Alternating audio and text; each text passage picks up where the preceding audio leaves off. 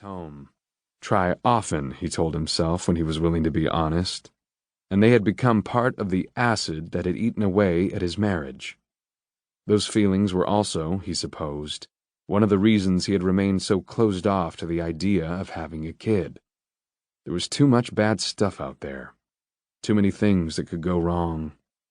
An alligator on a golf course was the very least of it.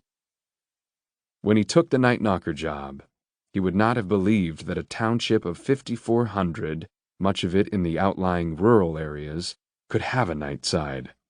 But Dupree did, and Tim discovered he liked it.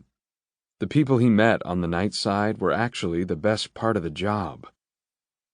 There was Mrs. Goolsby, with whom he exchanged waves and quiet hellos on most nights as he started his first tour. She sat out on her porch glider, moving gently back and forth, sipping from a cup that might have contained whiskey, soda pop, or chamomile tea. Sometimes she was still there on his second return swing. It was Frank Potter, one of the deputies with whom he sometimes ate dinner at Bev's, who told him that Mrs. G had lost her husband the year before. Wendell Goolsby's big rig had slid off the side of a Wisconsin highway during a blizzard. "She ain't 50 yet, but Wen and Addie were married a long, long time, just the same," Frank said. "Got hitched back when neither of 'em was old enough to vote or buy a legal drink. Like that Chuck Berry song, the one about the teenage wedding. That kind of hookup usually doesn't last long, but theirs did." Tim also made the acquaintance of Orphan Annie, a homeless woman who many nights slept on an air mattress in the alley running between the sheriff's office and the Dupree Mercantile. She also had a little tent in a field behind the rail depot, and when it rained, she slept there. "Annie Ledoux's her real name," Bill Wicklow said when Tim asked. Bill was the oldest of the Dupree deputies, a part-timer who seemed to know everyone in town. "She's been sleeping back in that alley for years. Prefers it to the tent." "What does she do when the weather turns cold?" Tim asked. "Goes up to Yemassee. Ronnie Gibson takes her most times. They're related somehow, third cousins or something. There's a homeless shelter there. Annie says she doesn't use it unless she has to, on account of it's full of crazy people. I tell her, 'Look who's talking, girlfriend.'" Tim checked her alley hideaway once a night and visited her tent one day after his warehouse shift, mostly out of simple curiosity.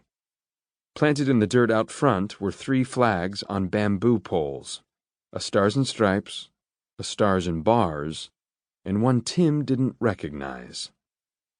"That's the flag of Guyana," she said when he asked. "Found it in the trash barrel behind the zonies. Pretty, isn't it?" She was sitting in an easy chair covered with clear plastic and knitting a scarf that looked long enough for one of George R.R. Martin's giants. She was friendly enough, exhibiting no sign of what one of Tim's fellow Sarasota officers had named homeless paranoid syndrome, but she was a fan of late-night talk radio on WMDK, and her conversation sometimes wandered off into strange byroads that had to do with flying saucers, walk-ins, and demonic possession. One night, when he found her reclining on her air mattress in the alley, listening to her little radio, he asked her why she stayed there when she had a tent that looked to be in tip-top condition. Orphan Annie, perhaps 60, perhaps 80, looked at him as though he were mad. "Back here I'm close to the police. You know it's behind the depot and them warehouses, Mr. J?" "Woods, I guess?" "Woods and bog. Miles of slash and muck and deadfalls that going all the way to Georgia. There's critters out there and some bad human beings, too. When it's pissing down and I have to stay in my tent, I tell myself nothing's likely to come out in a rainstorm. But I still don't sleep good. I got a knife and I keep it handy, but I don't think it'd be much help against some swamp rat hopped up on crank." Annie was thin to the point of emaciation, and Tim took to bringing her small treats from Bev's before punching in for his short shift of loading and unloading at the warehouse complex. Sometimes it was a bag of boiled peanuts or Max Cracklins, sometimes a moon pie or a cherry tart. Once it was a jar of Wickles that she grabbed and held between her